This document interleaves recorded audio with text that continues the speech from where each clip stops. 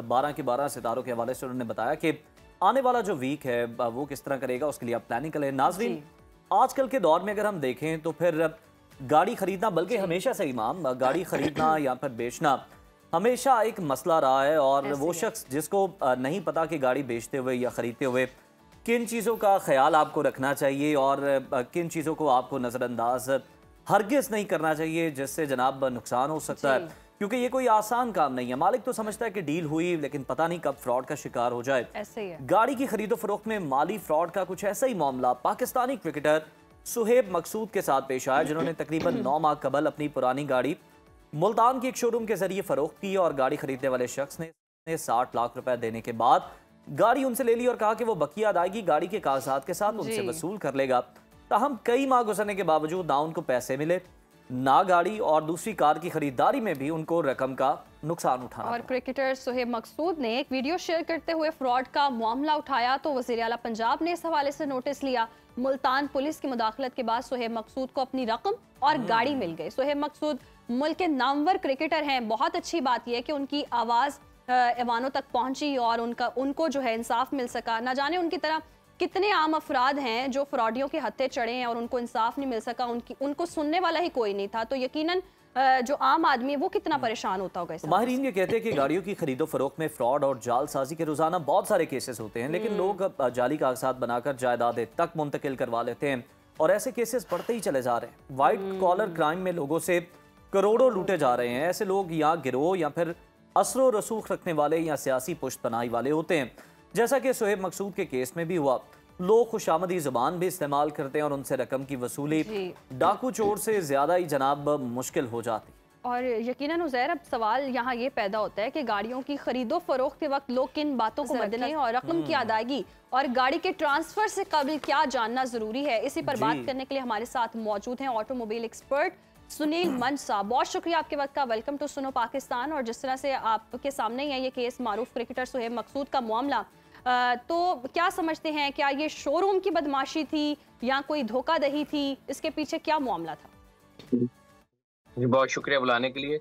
सबसे पहले तो ये है कि वो कोई भी बंदा है, वो एक साहब तो मशहूर आदमी थे, उन्होंने वीडियो बना दी तो उनकी सुनवाई होगी। लेकिन जिस तरह आपने कहा कि अपने इंट्रोडक्शन में कि आम आदमी मेरे और आपके जैसा और उसके साथ ये हो जाए, तो वो बेचारी कहीं नहीं सुनी जाएगी। बिकॉज आप ये देख सकते हैं कि जब उन्होंने आम आदमी का रूप धारे रखा तो तकरीबन 8-9 महीने तक उनको पेमेंट नहीं मिली। और फिर जब उन्होंने अपने जिसे कहते हैं ना पावर और वेट का इस्तेमाल किया तो वज़ीर आला ने नोटिस ले लिया। But I think for every individual जो गाड़ी ले रहा है या बेच रहा है, सर्टेन चीजें हैं, अगर आप उसका ख्याल कर लें तो आपके साथ फ्रॉड नहीं हो सकता। होता ये कि हम लोग जो है ना, जब गाड़ी बेच रहे होते हैं तो उस टाइम पे या लेते हुए भी लोगों पे एतबार करते हैं। So trust nobody. I always tell people कि गाड़ी कोई ऐसी चीज नहीं है कि वो ब्लूटूथ पे आपके साथ ट्रांसफर हो जाएगी। It should be a trade. Barter trade है, एक हाथ दे और एक हाथ ले। आपने गाड़ी जिस टाइम बेचनी है उस टाइम पे जो पे ऑर्डर है या चेक है उसको अपने अकाउंट में जब तक क्रेडिट नहीं होता तब तक हवाले ना करें। बिकॉज हमारे वहाँ पे मार्केट में पे ऑर्डर्स भी जाली चलते हैं। तो जाली पे ऑर्डर ना हो जाए वो मेक श्योर कर लें। और जब आप गाड़ी बेच रहे हो तो जिससे आप पेमेंट ले रहे हैं उसके साथ आप बाकायदा वो जो है रिटर्न एग्रीमेंट है वो भी करें और बायोमेट्रिक उसको वहीं पे दें। मसला कब होता है, जब बेचने वाला या लेने वाला दोनों चीजों में कोई डिले करता है कि जी आपको कागज कल दे दूंगा या मैं कागज कल ले लूंगा। अब जैसे ये एग्जांपल है, आमतौर पे लोग समझते हैं कि जी कागज के बगैर वो गाड़ी नहीं रखेगा, तो उसने 90 लाख रुपए देने थे, वो कागज के बगैर भी चलाई जा रहा था। तो अगर आप गाड़ी खरीद रहे हैं या बेच रहे हैं, दोनों केसेस में you have to be very careful कि आप उस दिन पे, एक तो उर्दू में एक हमारे यहाँ पे जो है ना लॉ में भी एक टर्म यूज होती है मुश्तरी होशियार बाश है। आप लेते हुए उस गाड़ी के डॉक्यूमेंट्स एक्साइज से चेक कराएं, गाड़ी को सीआईए फिजिकल चेक कराएं और उसके बाद जिससे गाड़ी ले रहे हैं उसी के नाम पे गाड़ी हो, बायोमेट्रिक उसी वक्त ले लें, वरना लोगों के साथ धोखे होते रहते हैं। अच्छा सुनील साहब, जिस तरह से आपने भी कहा कि मतलब एक्साइज की हद तक तो लोगों को काफ़ी पता है, ये सीआईए से किस तरह से आप गाड़ी चेक करवा सकते हैं? अब तो सब कुछ ऑनलाइन हो चुका है, तो डिजिटली आप कौन कौन सी चीजें जहाँ से जी चेक कर सकते हैं? एक तो एक्साइज वाला भी है। आम बंदा की जो सोचता है कि अगर मैंने एक्साइज से करा लिया तो मेरी जिम्मेदारी खत्म होगी, बट ऐसा नहीं है। होता ये है कि आपने एक्साइज से करा लिया होता है, बाद में पता लगता है जी कागजों में कोई इशू था या गाड़ी जो है वो नॉन कस्टम थी, तो उसके लिए डिफरेंट सीआईए सेंटर्स बने हुए हैं, जिस लाहौर में भी है, फिर उनकी एक ऐप भी है। आप उसके थ्रू अपनी अपॉइंटमेंट बुक कराते हैं, उसके वो चार्जेस लेते हैं और फिर वो आपको एक सर्टिफिकेट देते हैं क्लियरेंस का। सो get all these things done. ये आपके पैसे की इंश्योरेंस है। आपको शायद उस टाइम लग रहा हो कि यार ये टाइम लगेगा। अक्सर लोग जो है ना अंग्रेजी में कहते हैं हेस्ट मेक वेस्ट। आप जल्दी में होते हैं कि जी मैंने बस आज गाड़ी लेनी और आज ही खत्म करना है काम, या मैं दूसरे शहर से आया हूँ। जब आप जल्दी डालेंगे आपको नुकसान होगा। रिलैक्स करके आराम से 1 से 2 दिन ले लें, बेशक गाड़ी की मुकम्मल जांच पड़ताल कर लें, एक्साइज के दफ्तर जाएं। लोग जाते नहीं है, चेक नहीं कराते, बाद में इदारों को ब्लेम करते हैं। तो इदारे यहाँ मौजूद हैं, एक्साइज कंप्यूटराइज्ड है, आप बायोमेट्रिक भी उस टाइम पे चेक कर सकते हैं। दूसरी चीज CIA का जो ऐप है वो भी मौजूद है, आप उससे भी चेक कर सकते हैं। तो ये तमाम चीजें। और तीसरा, आपने बैंक के अंदर सबसे इंपॉर्टेंट चीज ये कि जब आपको इंस्ट्रूमेंट दिए जा रहा है पे ऑर्डर या जो चेक है वो चेक करा लें कि जेन्युइन है कि नहीं। सही। अच्छा सुनील साहब, ऐसे भी होता है कि बाज लोग गाड़ी खरीद लेते हैं, खरीदने के बाद पता चलता है कि इसके तो मालिकान और हैं, एक से ज्यादा दावेदार हैं, तो फिर या तो गाड़ी पर पाबंदी लगी होती है ट्रांसफर पर या बैन होता है। उस सूरत हाल में फिर क्या सिचुएशन होती है और क्या करना चाहिए?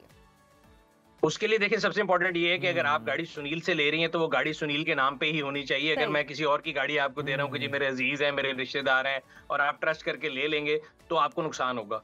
So whenever you paying somebody, एक तो उसी नाम पे ऑर्डर बनाएं जिसके नाम पे गाड़ी थी, उन्हीं का जो है आप बायोमेट्रिक की डिमांड करें। दूसरी चीज जो आपने कही, उस पे ब्लॉक लगा होता है, तो उसके लिए भी अगेन एक्साइज की वेबसाइट पे अवेलेबल है, आप जब जाके डालेंगे अगर वो गाड़ी ब्लॉक फॉर ट्रांसफर होगी तो वहीं पे आ जाएगा इशू, तो आपको रेड फ्लैग वहीं पे रेज हो जाएगा। अगेन मैं आपको बता रहा हूँ, हमेशा नुकसान तब होता है जब हम लोग किसी पे ट्रस्ट करते हैं कि जी नहीं सुनील तो मेरा जानने वाला है, मैं इसे कल कागज ले लूंगा, मैं कल पेमेंट दे दूंगा, एंड वो आहिस्ता आहिस्ता चीजें खराब होती हैं। आई ऑलवेज टेल पीपल, आपको धोखा हमेशा वही देता है जिसको आप ट्रस्ट करते हैं, जिसको आप ट्रस्ट नहीं करेंगे वो आपको धोखा नहीं दे सकता। सुनील साहब, ये भी तो होता है ना, हमारे यहाँ के ਵੱਡੇ ਭਾਈਨ ਬਾਹਰ ਹੁੰਦੇ ਨੇ ਤੇ पावर ऑफ अटर्नी ਮੈਨੂੰ ਦਿੱਤੀ है, मैं गाड़ी बेच सकता हूँ उनके बिहाफ पे। तो इस तरह के क्या फ्रॉड देखने में आते हैं अमूमी तौर पे? अमूमी फ्रॉड तो ये होता है कि देखिए, यही होता है कि एक तो जो उनके साथ हुआ कि जी आपको थोड़ा सा हमेशा जब भी इंसान फंसता है, या तो वो किसी लालच में फंसता है या उसको ट्रैक्शन दी जाती है। फॉर एग्जांपल, अगर मेरी गाड़ी करोड़ रुपए की बिकती है और मुझे कोई शोरूम वाला कह रहा होगा जी मैं एक 10 की बेच देता हूँ, तो मैं उसकी चिकनी चुपड़ी बातों में आ जाऊंगा, फिर वो मुझसे उधार भी कर रहा होगा तो मैं कर लूंगा, बिकॉज मेरे अपने बैक ऑफ द माइंड पे एक वो होगा कि यार ये मेरे तो बहुत अच्छी डील मिल रही है। सिमिलरली ऑन द कॉन्ट्रेरी, अक्सर लोगों के साथ आजकल फ्रॉड होता है कि जी आप गाड़ी का एड देखते हैं, वो मार्केट से नीचे प्राइस पे लगाया होता है, फिर लोग टोकन डिमांड कर लेते हैं और उसके बाद फोन बंद कर देते हैं। उधर भी लालच होती है, आपको पता है कि एक चीज 10 लाख की है, आप 8 लाख की का टोकन कर रहे थे, so you are bound to face this in future.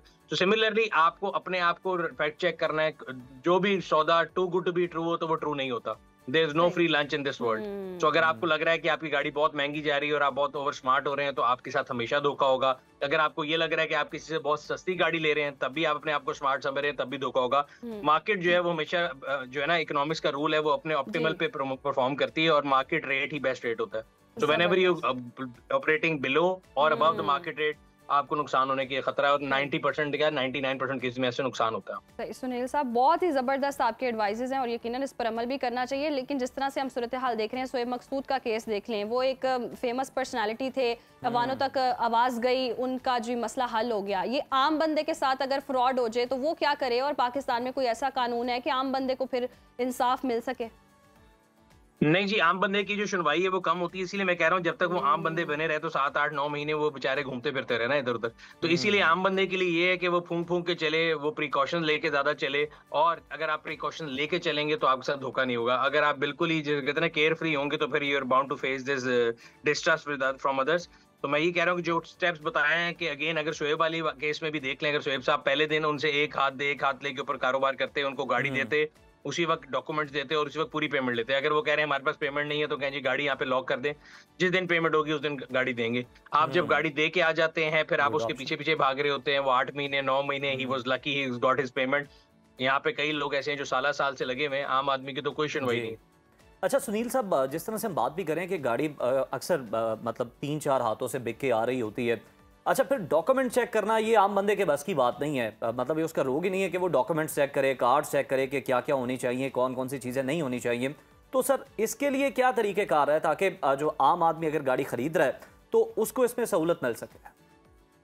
देखिए, documentation again credit should be given where is due. Government ने डॉक्यूमेंटेशन बहुत आसान कर दी है। अब लोगों की डिमांड होती है जी फाइल ले आओ, इनवॉइस ले आओ, फलां ले आओ। Government demands nothing. गवर्नमेंट कहती है कि आप सुनील से गाड़ी ले रहे हैं, उससे पहले जितने मर्जी ओनर रहे थे, आज का जो कार्ड है एक्साइज का रजिस्ट्रेशन, उस पर सुनील का नाम होना चाहिए। आप एक्साइज की वेबसाइट पे जाएं, वो गाड़ी का आप डेटा डालें, वो आ जाएगा, सुनील के नाम है, आप सुनील से खरीद रहे हैं, उसी वक्त सुनील आपको बायोमेट्रिक करके देगा। देयर एंड देन आप उसकी फीस जमा कराएंगे, आपको कहीं नहीं जाना पड़ेगा, किसी दफ्तर के चक्कर नहीं लगाने पड़ेंगे, आपकी गाड़ी ट्रांसफर हो जाएगी। ये तो मैं आपको ऑन पेपर असूली बात बता रहा हूँ। मार्केट कैसे ऑपरेट करती है? मार्केट ये कहती है कि जी आप उसके सारे बचपन से लेके अब तक आपने जो रसीदें दी थी, जिसको फाइल कहते हैं, वो जितनी डिमांड बढ़ाते हैं ये बढ़ती रहती है।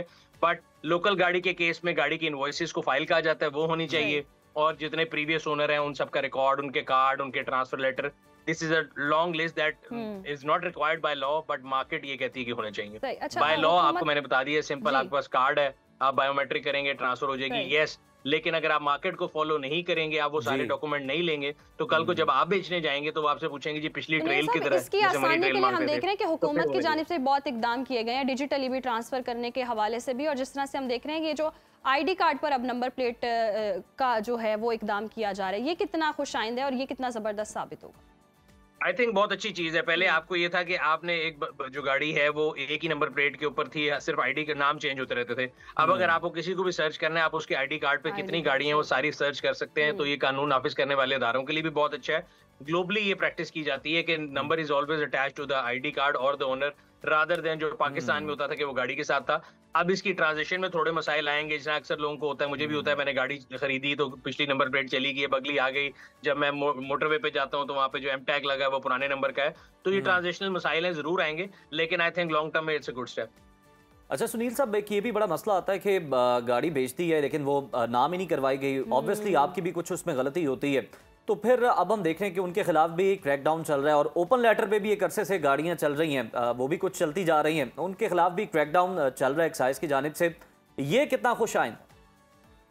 I think it's again commendable, because होता ही है कि देखें अब तो उन्होंने आपको लिमिट दे दी ना, आपने गाड़ी बेची, मैंने और आपने गाड़ी की ट्रांजेक्शन की, आपने मेरे से बायोमेट्रिक ले लिया, अब उसके बाद मेरी जिम्मेदारी खत्म होगी, मैंने आपसे सेल रसीद साइन करा ली है। अगर आप 30 डेज में ट्रांसफर नहीं करा रहे तो एक्साइज में भी इंटीमेशन आई हुई है कि आपने उसका जो ओटीपी आया था फर्स्ट टाइम ट्रांसफर के लिए, उसको 30 दिन हो गए, वो खुद ही ब्लॉक कर देंगे।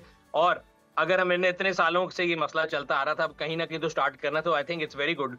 कोई भी बेनामी गाड़ी, कोई भी बेनामी प्रॉपर्टी नहीं होनी चाहिए, जो शख्स चला रहा है उसकी जिम्मेदारी है, उसके नाम पे होनी चाहिए, उसकी लीगल रिप्रिकॉशंस हैं। हमारे यहाँ पे तो वैसे ही हम इतने जो कहते हैं ना डेंजरस जोन में रहते हैं कि हर रोज कोई ना कोई दहशतगर्दी कुछ हो रहा होता है, तो you should be very careful. और आपको थोड़ा फॉलोअप भी करना पड़ेगा, अगर अपनी गाड़ी बेच रहे हैं, जो नेक्स्ट बायर है वो अपने नाम पे ट्रांसफर करवा ले, ओपन ट्रांसफर लेटर ना दें, ओपन बायोमेट्रिक ना दें, ये चीजें जो आपको कल को जो है ना परेशानी से बचा सकती है।